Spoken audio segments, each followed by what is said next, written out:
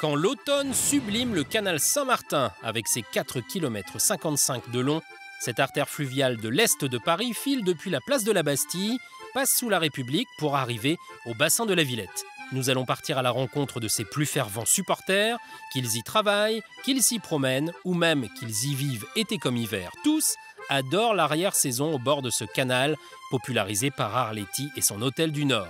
Comme eux, vous allez tomber amoureux de la vie au fil du canal Saint-Martin. Nous sommes en plein cœur de Paris et pourtant ce matin, dans le port de l'Arsenal, au pied de la Bastille, l'ambiance est tout à fait celle d'un village. Charlotte! Oh, Mireille, c'est pas vrai. Comment tu vas? Comment ça va? Très bien. Vous soyez plus, ça me fait plaisir. Oui, moi aussi, voilà. ça me fait très plaisir de te voir. Un petit café?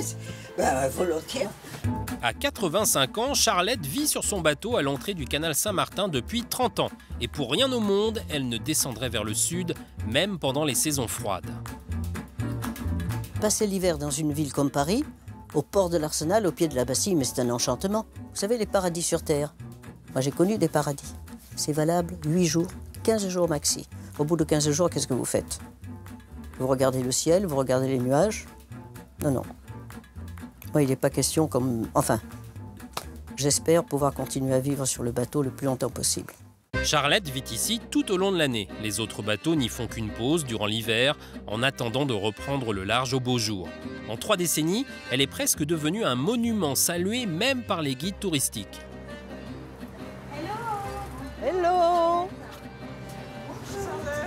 Eh oui, bien sûr. Oui, oui, mais ils me connaissent. Hein. Salut! Construit en 1822, le canal Saint-Martin servait au transport des marchandises. Il n'accueille désormais plus que les touristes qui découvrent sa partie souterraine sur 2 km. Situé un peu au-dessus du niveau de la Seine, dès que celle-ci est en crue, le canal déborde. On peut constater la crue de 1988 était à 5,39 m, mais on est passé en 1910 à une crue de 8,62 m. Alors, dans des crues de cette importance, qu'on a un arrêt total de navigation. On prend encore mieux la mesure de cette crue en se rendant sous la colonne de la Bastille. En 1910, la crue atteint à peu près ce niveau, c'est-à-dire on se situe à peu près à 15 cm de tirant d'air, c'est-à-dire d'espace libre, tout le reste est en eau. Là, on est totalement noyé. En attendant la crue du siècle, ça circule plutôt bien sur le canal. Oui, bonjour, l'Arletty Monton avec 82 passagers. Ça circule, mais il ne faut pas être pressé. Pour passer les 5 écluses, les 2 ponts tournants et les 2 ponts fixes, il faut plus de 2 heures.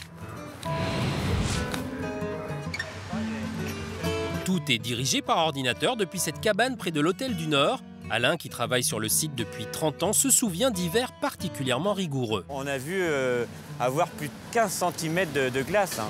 Alors là, c'est pareil, la navigation est arrêtée pendant un laps de temps. Le temps de faire intervenir un pousseur, un brise-glace, hein, et qui vient casser la glace. Mais malheureusement, quelquefois, c'est inefficace parce que tellement il gèle que ça reprend aussitôt. Alors quelquefois, on reste pendant 8, 10, 15 jours sans navigation. Et on rappelle qu'il est bien sûr interdit de marcher sur la glace. Mais que ce soit en hiver ou en automne, le canal prend des airs de décor de cinéma. Alors lorsqu'Éric Cantona était venu tourner un film dans le quartier, Alain n'avait pas manqué de prendre la pause avec lui. Le cinéma fait partie du quotidien du canal. Il sert pratiquement 2 à 3 fois par semaine de décor pour des longs métrages, courts métrages, photos de mode ou de publicité. Le cinéma qui a toujours été très présent ici depuis Hôtel du Nord avec Arletty, même si le décor avait été entièrement reconstitué en studio.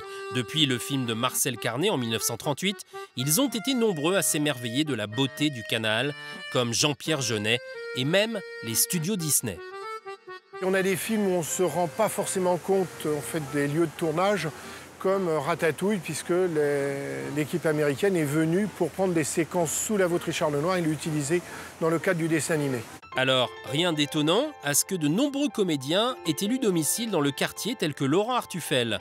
Les après-midi d'automne, il n'est pas rare de le croiser au bord du canal. Il trouve de la poésie dans les saisons froides. C'est vrai que c'est un véritable quartier d'inspiration. La saison d'hiver est fantastique parce que quand la neige tombe sur le canal, il y a un charme, une poésie, on dirait un tableau. Vous vous promenez dans un tableau. Alors venez vous aussi profiter de l'arrière-saison au bord du canal Saint-Martin. Ici bat le cœur de Paris. Vous découvrirez que dans ce quartier, l'atmosphère a vraiment de la gueule.